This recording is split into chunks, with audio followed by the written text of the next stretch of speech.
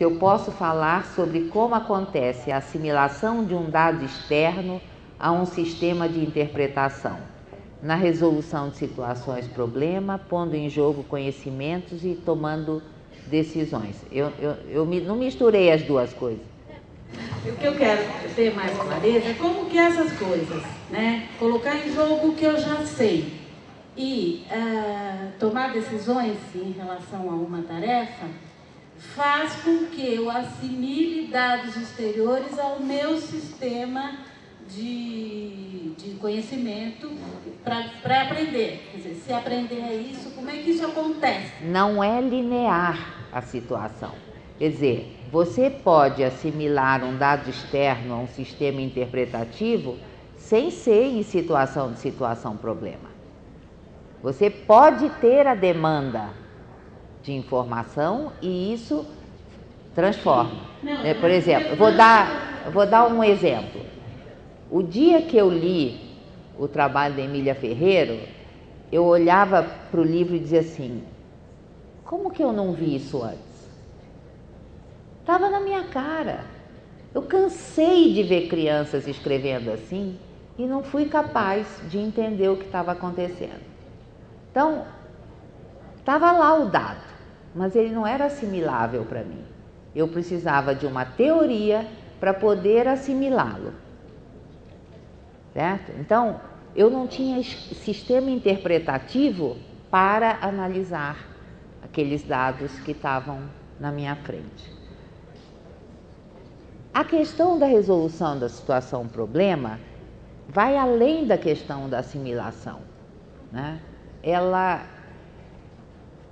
na verdade sacode o conhecimento, ela mexe com as coisas estabelecidas e ela obriga muitas vezes a reconstruir conhecimentos que você pensava que já estavam acabados. Mas eu acho que a questão central aqui é a seguinte, por exemplo, quando a gente faz uma sondagem com as crianças, nós estamos querendo saber o que é que elas estão pensando a respeito da escrita, né? E elas estão pensando alguma coisa. Quando você constrói uma situação problema, você está querendo que elas avancem de onde elas estão para um pouco mais. Por isso é essencial que o de onde elas estão esteja explícito. Então a gente acha normal, por exemplo, que os meninos escrevam de forma não convencional, o que mostra como eles estão pensando, mas a gente tem muita dificuldade para pensar um professor ou um coordenador que tem suas ideias e essas ideias só se expressam na prática dele. No discurso jamais vão aparecer porque existem discursos hegemônicos e nós hoje estamos com um discurso hegemônico que não dá espaço para mais nada. Mas as pessoas não pensam exatamente assim e principalmente não pensam assim em atos. Quer dizer, o discurso pode ser esse, mas os atos muitas vezes não são coerentes com o discurso.